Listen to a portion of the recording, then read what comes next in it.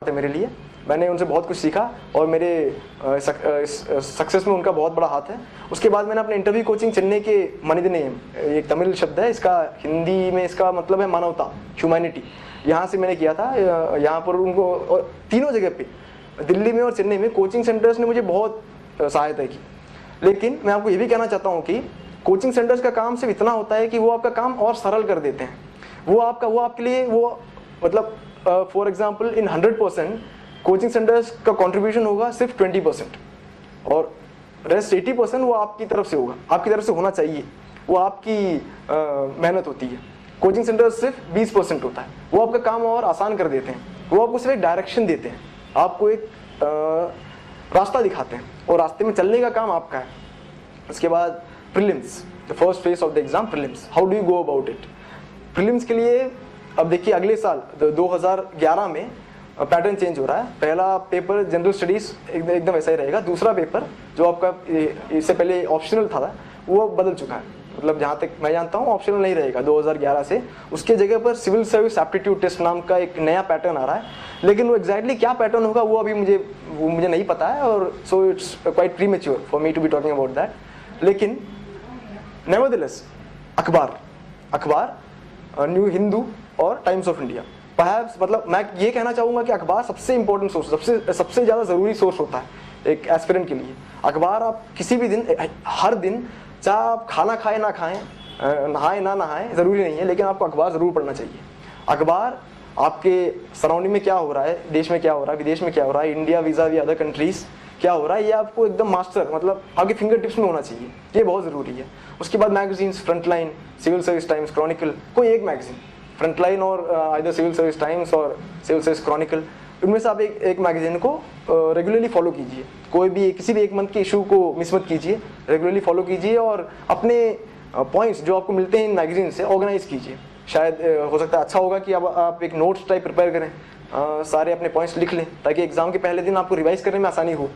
इतना कीजिए, प्रीलिम्स आसान है। उसके बाद मेंस सबसे पहली बात तो ये है कि प्रीलिम्स के बाद कम से कम 3 या 4 महीने बाद मेन एग्जाम आता है। और कई कैंडिडेट्स ये गलती कर बैठते हैं कि वो 1-2 महीने का छुट्टी ले लेते हैं, 1-2 महीने की छुट्टी ले लेते हैं प्रीलिम्स के बाद। ये गलती कभी मत कीजिए। प्रीलिम्स देने के 10 दिन बाद, आइडियली 10-20 दिन बाद, if you want extend it, not more than 20 days after the prelims, 10-20 दिन के बाद आपको फिर बैठ जाना चाहिए, किताब आपके हाथ में होना चाहिए और आपको फिर उस प्रोसेस में एक पार्ट बन जाना चाहिए। मतलब मई 20 तारीख को होता है, अगले हर साल एग्जाम प्रीलिम्स होता है, जून 10 तारीख तक आपको फिर किताब के साथ बैठ जाना चाहिए, उससे ज़्यादा नहीं, उससे ज़्यादा आपको टाइम नहीं लेना चाहिए। क्योंकि ये जो पहला जो 1 महीना होता है रिजल्ट से पहले, प्रीलिम्स के रिजल्ट से पहले जो एक आध महीना, 1-1.5 महीना होता है, बहुत ज़रूरी होता है, बहुत मायने रखता है वो, क्योंकि उस टाइम में आपको एकदम प्रेशर बिल्कुल नहीं होता। जब आप पढ़ते हैं तो सब चीज़ आपके माइंड में ईजिली इंस्टॉल होने लगता है। उसके बाद रिजल्ट के बाद थोड़ा हेक्टिक हो जाता है, तब थोड़ा मुश्किल हो जाता है। तो इससे अच्छा होगा कि आप रिजल्ट से पहले आप अपना 3/4 more than half of the portion खत्म कर लें। तो ये गलती मत कीजिए, तुरंत बैठ जाइए। और मेन में सबसे ज़रूरी बात यह है कि आपको आंसर राइटिंग प्रैक्टिस चाहिए, आपको लिखना चाहिए आंसर। सिर्फ पढ़ना काफ़ी नहीं होता है। बहुत बंदे ये समझते हैं कि सिर्फ आप 10-20 किताबें पढ़ लो हर एक टॉपिक में, खत्म हो गया। नहीं, आपको आंसर राइटिंग प्रैक्टिस करना होगा, not just for the optionals but also for general studies, essay, everything.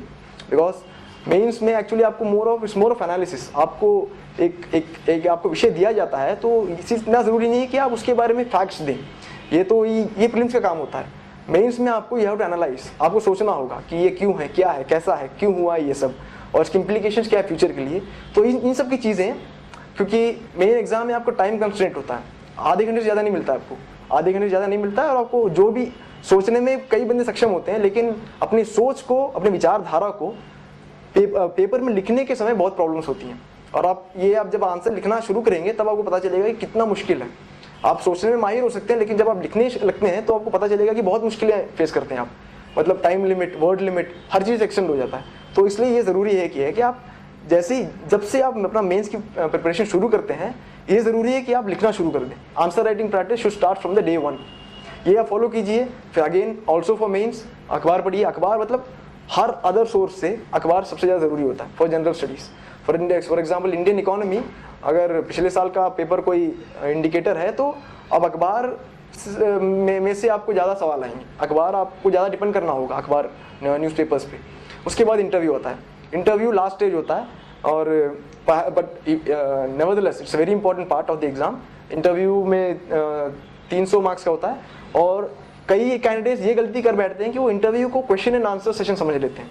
ऐसा नहीं है, interview is a personality test. वहाँ पर आपके कैरेक्टर, आपके पर्सनालिटी को टेस्ट किया जाता है कि आप में कॉन्फिडेंस है, आप में जोश है, आप में इंटेग्रिटी है, आप में कुछ कर बैठने की वो एक फायर है, ये देखा जाता है, ये आपको निरूपित करना होता है। तो इसके लिए आपको अब ऐसा नहीं है कि आप अपनी थोड़ी पूरी पर्सनालिटी 1 महीने या 1 हफ्ते में बदल सकते हैं, ऐसा कुछ नहीं है। तो आपको अपनी पहले दिन की प्रिपरेशन से आपको अपने आप को मोल्ड करना होगा, आपको अपने अंदर वो सब क्वालिटीज़ लानी होंगी जो एक IAS ऑफिसर में होना चाहिए।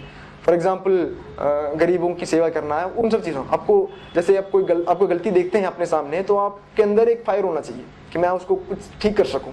आपको अवेयरनेस होना चाहिए कि आपके आसपास क्या हो रहा है। फॉर एग्जाम्पल आप जब आप प्रिपेयर करते हैं तो अपने एरिया में क्या क्या गलती हो रही है। फॉर एग्जाम्पल दिल्ली में, मैं दिल्ली में 2 साल रहा था। दिल्ली में मैंने ये देखा था कि होटलों में छोटे छोटे बच्चों को बहुत एम्प्लॉय किया जाता है। Just an observation, just an example of how you should be aware around you. This awareness will give you edge over the other candidate. आपको हमेशा आपको अपने आंखों और कानों को खुला रखना चाहिए, आपको अपनी पर्सनालिटी को मोल्ड करना चाहिए। ये 1-2 दिन में नहीं होता, ये आपको अपने जिस दिन से आप प्रिपरेशन शुरू करते हैं तब से ही आपको करना होगा।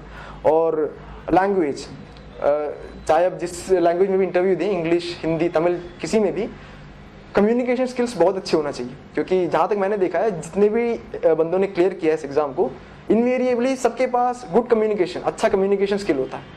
तो ये it's a must, you should master the communication skill. उसके बाद बी हॉनेस्ट, बी बोल्ड। मतलब इंटरव्यू में बहुत गट्स चाहिए। अगर आपको लगातार 4 सवालों के आंसर नहीं आते हैं तो आपको हेजिटेट नहीं करना चाहिए, आपको सीधे बता देना चाहिए कि सर मुझे नहीं आता, sir I am sorry, I am not aware, I don't know the answer to this question. इसके लिए ये कई कैंडिडेट ये गलती कर बैठते हैं कि अगर उनको सवाल का जवाब पता भी नहीं है तो भी उल्टा सीधा कुछ अना शना कुछ बोल देते हैं। इससे बहुत खराब इंप्रेशन हो जाता है। ये गलती मत कीजिए। जो आपको पता है, जो आपको अच्छी तरह से आता है, उसको क्लियरली बोलिए, काफ़ी है। आपकी पर्सनालिटी इन सब चीज़ों से जज किया जाता है। और मैंने ये सब चीज़ें फॉलो की थी। These are all result of my experience. ये सब मैंने फॉलो किया था। I played by the rules and I could clear the exam. मैं इस एग्ज़ाम को पहले अटेम्प्ट में क्लियर कर सका हूँ। तो इसका यही रीज़न है कि मैंने इन सब चीज़ों को फॉलो किया था। And I hope that you do the same. मेरी शुभकामनाएं आपके साथ हैं। मैं चाहता हूँ कि आप सब अगले साल क्लियर करें और be part of my service. And I hope you join me in our endeavour. जय हिंद।